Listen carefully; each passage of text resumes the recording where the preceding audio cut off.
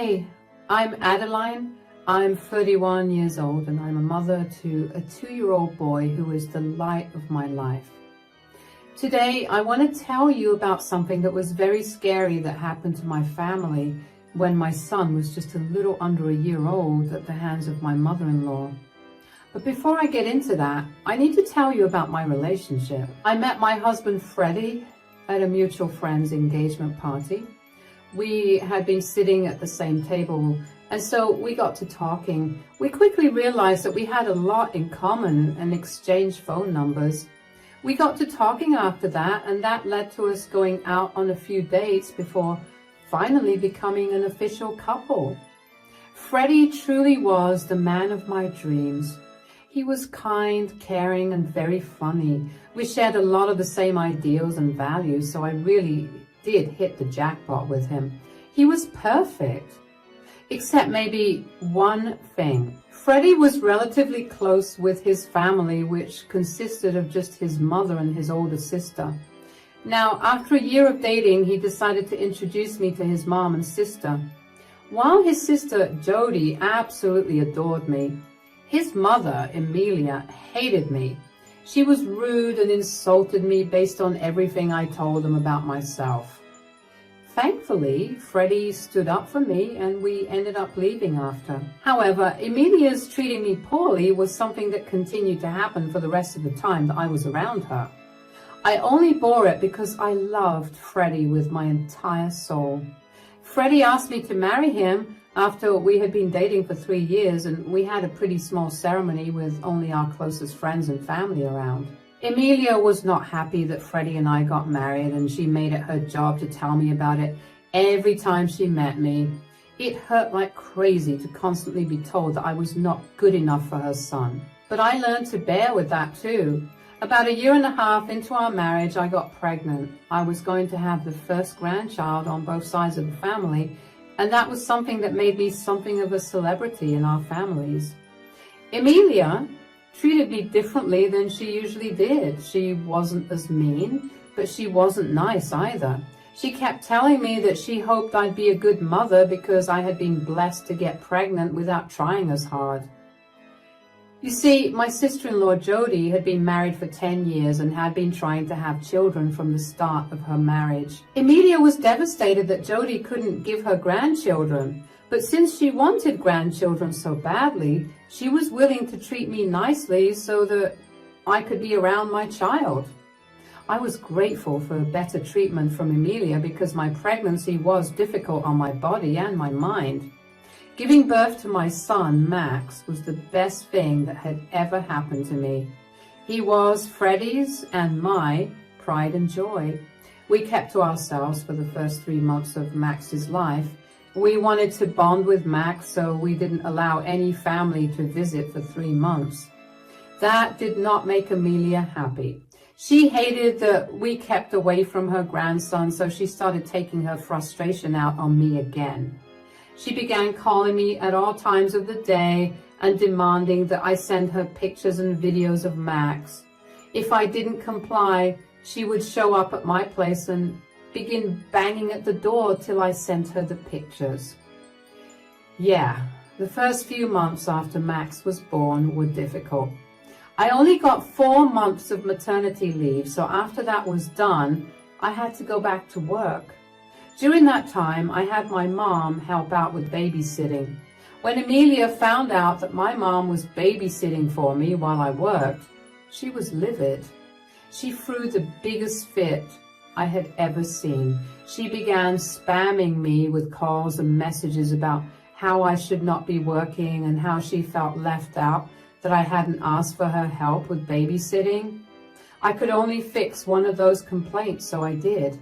I began letting Emilia babysit once every 2 weeks or so, and only for short amounts of time. One day, however, I had to rush into work on a weekend. My mom was out of town and so was Freddie. I had no choice but to ask Emilia for help. She did not seem pleased because apparently she had a friend who she had to meet and she did not want to waste her Saturday babysitting. Thankfully, after a lot of pleading, she agreed. I ended up running late after work, and when I got to Emilia's place to pick Max up, Emilia was furious. "Where have you been?" "I'm so sorry, Emilia. I got caught up with work. I had a last-minute meeting and I tried my best to make it here as soon as possible." "I don't care about your excuses. Do you think that I have all the time in the world to keep babysitting your child?" I'm sorry. I didn't mean to be a bother. I'll hire a babysitter instead so you won't have to take care of Max." "Don't make me seem like some evil grandmother who hates taking care of her grandchild." "I was not trying to do that." "Look, I don't understand why you have to work at all. As a woman, you're supposed to stay at home and make sure that everything is ready for your husband when he gets back home." "That is not very feasible. I let it go at first. Freddie didn't seem to have a problem with it, so I didn't open my mouth. But now that you have a son, you need to wake up and realize that you're a mother." "Are you suggesting that I stop working?" "Of course. I don't want to do that at all. I spent a good portion of my life working towards furthering my career. I spent a lot of time, energy, and money on it. I'm not going to give up on it right now when I'm so close to getting to my dream." "So, you're just going to give up on your duties as a mother because of your dreams? Do you understand how selfish you sound? Max needs a better role model than you." "Whatever I'm doing it to give Max the best future that I can. Once I reach my dream, I will be able to spend as much time as I want with Max while also having the peace of mind that his future will be taken care of." "Is losing time with Max worth the future he might have? You need to stop dreaming about your career. You're a mother now. You need to get that into your head. You don't have the liberty to do whatever you want. Motherhood is all about sacrifice, and you have to do it if you want to be a good mother. You're lucky you got to be a mother in the first place. You have no idea how many people have been struggling to be mothers, and yet here you are, barely doing your duties as a mother. I think I know what's best for my child, Emilia. I appreciate all your concerns, but everything I do for Max is done after talking about it with Freddie.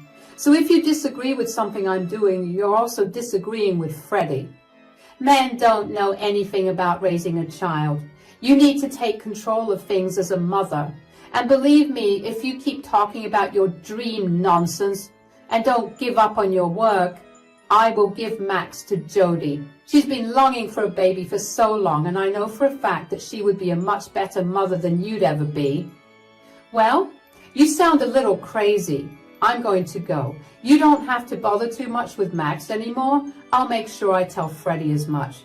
Thank you for looking after Max today. Bye." I was angry, but I kept my mouth shut out of respect because Emilia was my mother-in-law. It's the only reason that I hadn't lashed out at her for so long. I made sure that I maintained my boundaries, but it's not like any of that mattered because boundaries did not exist to Emilia. I didn't tell Freddie about my conversation with Emilia because I did not want to start things between Freddie and Emilia. I knew that Freddie would stand up for me in a heartbeat, but I also knew that taking care of Max had tired him out and made him extremely cranky. I did not want Freddie saying something to his mother that would only make things worse for us. But what I did do was ask him if we could hire a babysitter or a nanny. I told him that I didn't want to keep relying on family to babysit for us. Freddie was on board with the idea, and we decided to start by hiring a babysitter. We found Lacey, a 17-year-old in our neighborhood, who needed to earn extra money on the side, so was more than willing to be our babysitter. About a month after we hired Lacey, Emilia invited us to dinner with her. However, Freddie and I ended up running a little late. When we got there, Emilia greeted us warmly, although I could tell that she was a little annoyed. "Welcome, you guys. The food's still hot, and now we can finally eat." "Hi, Mom. Sorry we ran late. It took Lacey quite a while to get Max to calm down." "Who's Lacey? Did you finally divorce that sorry excuse of a wife?" "What? No." "No, Emilia, I'm still here. Lacey is our babysitter. Just as we were about to leave, Max began screaming and crying. We waited until he'd calmed down before we came. Oh, so you haven't quit your job yet? Quit her job? Why in the world would she do that? She thinks I'm a horrible mother for having dreams of my own and pursuing my career instead of staying at home and taking care of you and Max. Mom, I love you, but that's an incredibly outdated point of view. It may be outdated, but it started because it was the right way of life. I did that and I lived a very fulfilled life. I don't understand why it's so hard for Adeline to follow. It's not hard for me to follow. I just don't want to do that. I respect you for being able to do that, but in the most respectful manner, that kind of life feels constricting and boring to me. I don't want Max growing up with a mother who's miserable at home. Are you saying that I look miserable? I did not say that at all. I'm sorry I made you feel that way, but I just don't want to live life that way. Besides, in this economy, both Adeline and I need to work to make sure we're all taken care of. I earn just enough for Amelia and me to live comfortably. If Amelia didn't work, we'd have to give up quite a few things and live paycheck to paycheck. Do you think that's the better way of life? Nobody said that life would be easy. You know that we never had it very easy. And yet here we are, living comfortably and having good relationships. Is that really so hard to achieve? Yes, and that worked out in your generation. However, right now, we financially cannot afford to live traditionally. Well, if you can't do it, then I'm sure that Jody would appreciate the chance to do it. Jody? What does she have to do with any of this? Well, your mother threatened to give Max to Jody if I don't quit my job. What? I mean, I think that's a fair compromise. Max will grow up seeing his biological mother frequently, while also having a good mother who would devote her entire time to taking care of him. You cannot be serious. Oh, believe me, I'm more serious than you think. There should be good punishments for those mothers who work and do not appreciate their babies. You sound absolutely insane. Do you have any idea about what you're actually implying? You can't choose who mothers a child just based on who would not work a job. I can and I will do what I said if Adeline does not quit her job in the next 2 weeks. You know what? I don't want to be here. You're not only beginning to scare me, but you're going to make me say some really hurtful things. Adeline, I'm going to go home. Are you coming with? Absolutely. Freddie was fuming as we walked out. He couldn't stop apologizing for the way his mother behaved. I didn't need any apologies from him. He always stood up for me. I just wanted Amelia to see where she was going wrong. I wanted Amelia to be a little more open-minded because she was beginning to terrify me. As the days went on, I couldn't shake off the feeling that Amelia was not joking about what she wanted to do. I discussed my fears with Freddie, and he, too, had been feeling the same way. We wanted to take matters into our own hands, so the first thing we did was call Jody, Freddie's sister. We asked her if we could meet up for lunch, and she said yes. Now, Jody and I actually had a great relationship. We became really close after Freddie first introduced us to each other. I knew that there was no way that Jody would be on board with Amelia's plan. Yes, she wanted to have kids of her own, but Jody would never want to take away another mother's child. We got to the restaurant first, and Jody got there 15 minutes after us. She greeted us happily before quickly realizing that we were behaving differently. Hey guys, is everything all right? Yeah, we just needed to talk to you about something. I hope I'm not in trouble for anything. Not really. Okay, you guys are really serious. You're beginning to scare me. Just spit it out already. Your mother has been saying some concerning things recently. We needed to talk to you about it. When is Mom not saying some concerning things? Yeah, I know, but this time it's different. She sounded a little too serious. Oh? What did she say? Well, to give you a little background information, she does not like the fact that I'm a working mother, and she thinks that I do not appreciate Max enough. Huh?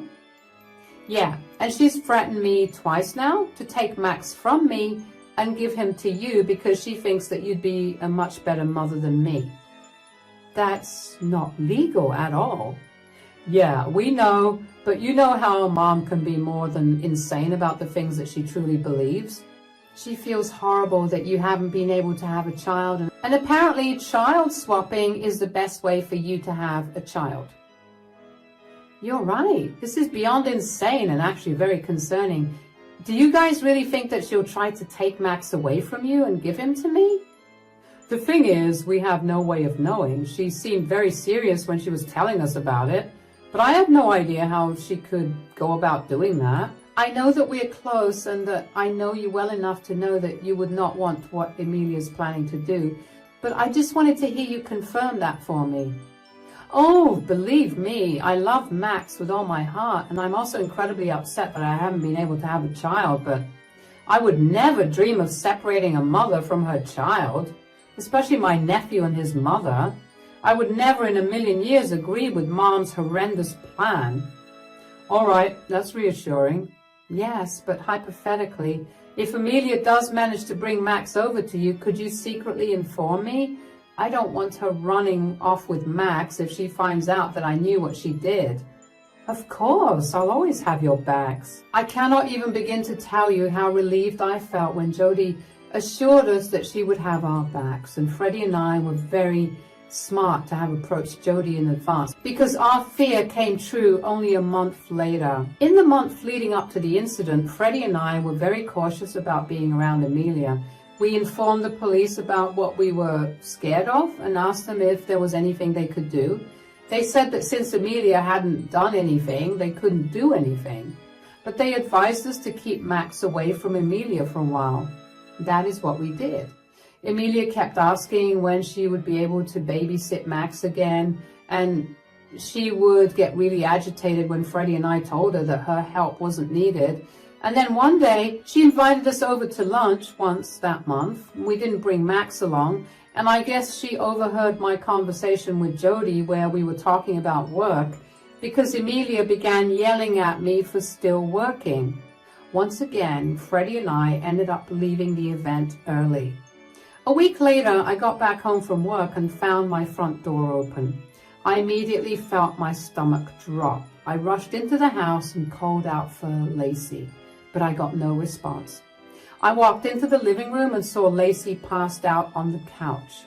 I screamed. I genuinely thought that Lacey was dead, but after checking her pulse, I was beyond relieved that she was alive. I looked around the house after that for Max and found him nowhere. I was terrified. I figured that Emilia had been there to steal Max and had drugged Lacey, but I needed proof.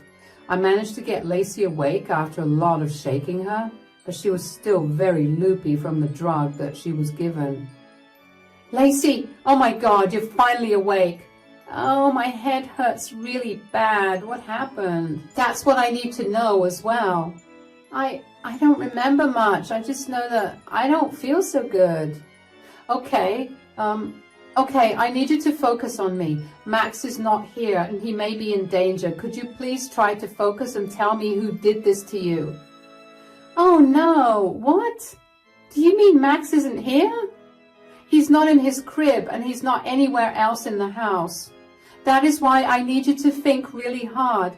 I'll get you to the hospital as soon as possible, but I need to file a report with the police, and every second counts here. Please think as hard as you can. Okay, I remember putting Max down after I fed him, and then, Lacey, you need to stay awake. Focus. I'm so sorry. I have no idea what's wrong with me. I just feel so sleepy.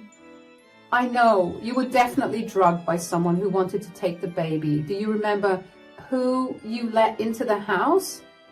Yeah, this lady came over. She said that she was Freddie's mother. I didn't believe her at first, but then she showed me her ID and a picture of Freddie when he was a child, so I let her in. Oh God, I can't believe she actually went that far. I'm so sorry. I had no idea that she was a dangerous woman. If I knew, I would never have let her come in the house and hurt Max like that. I'm so sorry. You have nothing to apologize for. Freddie and I should have told you about his crazy mother.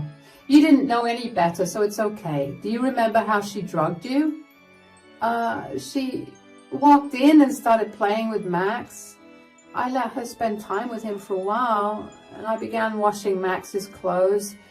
Then I realized it was time for Max to eat, so I got him some baby food. She walked out of the room while I was feeding Max, and only came back when I was done. She had 2 cups of coffee in her hand. She handed me one, and I said no at first because I didn't want it, but she insisted that I drink it because she thought I deserved a break. I drank it, and now here I am. I don't remember anything that happened after that. I'm so sorry, Adeline. Don't apologize, Lacey. It's all okay. At least we know that Emilia drugged you using coffee. I need you to do me a favor now. You need to stay awake for a few more minutes while I report Emilia to the police. Then I'll take you to the hospital, okay? Yeah, I just hope that Max is okay. I don't think that she'll hurt him, but what she did was kidnapping, and we need to find her as soon as possible.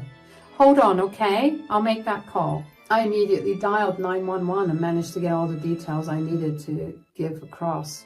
The dispatcher told me that police officers would come over as soon as possible, as would EMTs for Lacey. While waiting for the authorities to show up, I called Freddie to let him know about what happened. Freddie was just as terrified as me, and he rushed home from work immediately.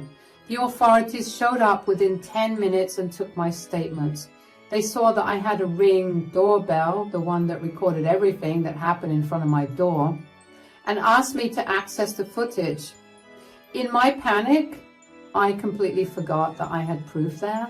And of course, after going through the footage, we saw Emilia walk into the house empty-handed and then walk out with Max in her arms. The police officers immediately worked towards tracking Max and Emilia down. They asked me if I would have any idea where Emilia could take Max. Of course, I knew that Emilia wanted to give Max to Jody, so I quickly texted Jody and asked her if she had Max. Jody responded pretty much immediately. She told me that Emilia had just dropped Max off before driving off. I felt beyond relief that Max was safe.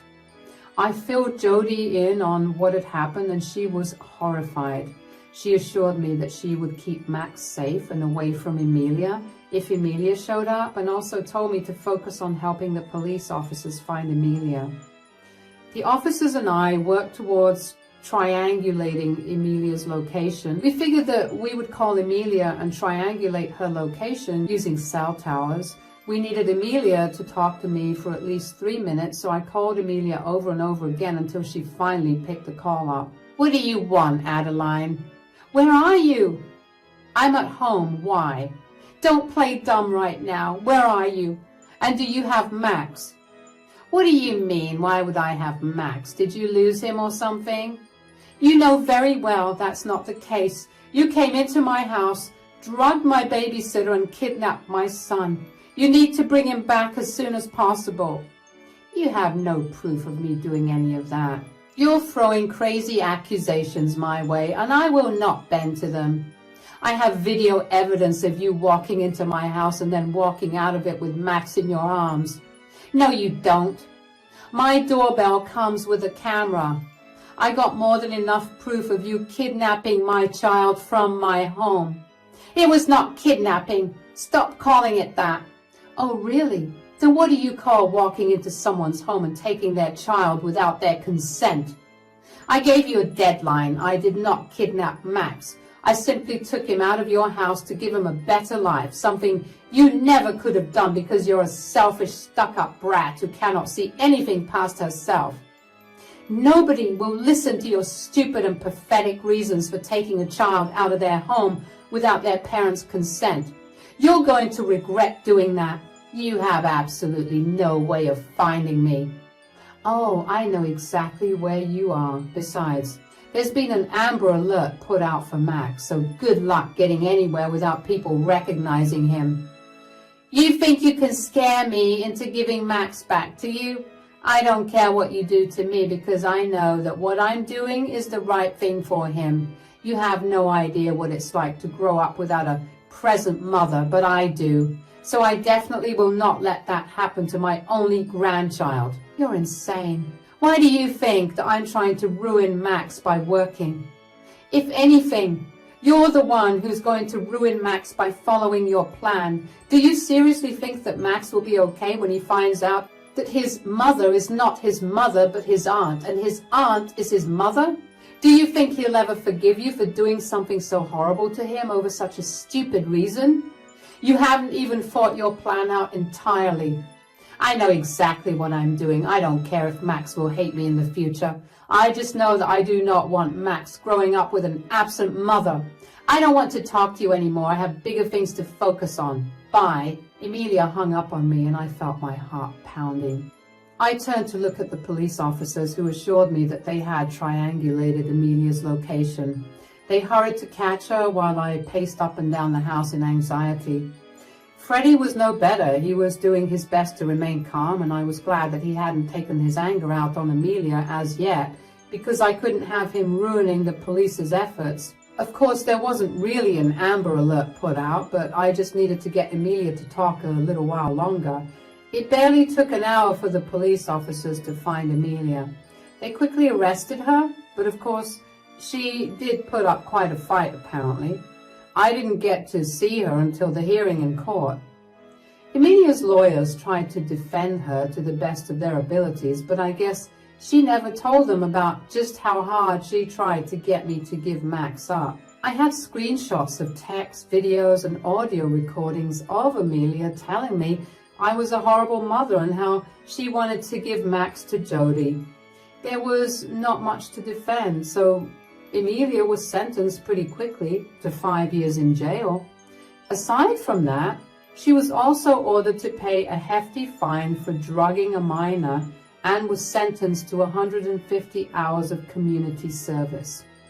Emilia did not hesitate to loudly admit in court after her sentencing how I was a horrible mother and that as soon as she came out of prison, she was going to take Max away from me again. And the next time, she would succeed. I was terrified, if I'm being completely honest, so I quickly got a restraining order against Emilia for our family. The judge granted it without even needing to hear anything more. After Emilia had been put in prison, I felt like I could finally breathe. I couldn't believe how my life had devolved into what it was, but I was honestly just glad that things were going to go back to normal. It took a while for me to get over my fear of losing Max, but after quite a few therapy sessions, I can successfully say that I'm a lot better now. Freddie and I are also doing better as a couple, and Lacey too has recovered well from being drugged. Rest assured, I'm still a working mother, and I even got promoted to a better position last month. I know that there's no way to look but up now. And I'm excited for the future because it's no longer overshadowed by dread about Emilia's involvement in it. Thanks for listening to my story.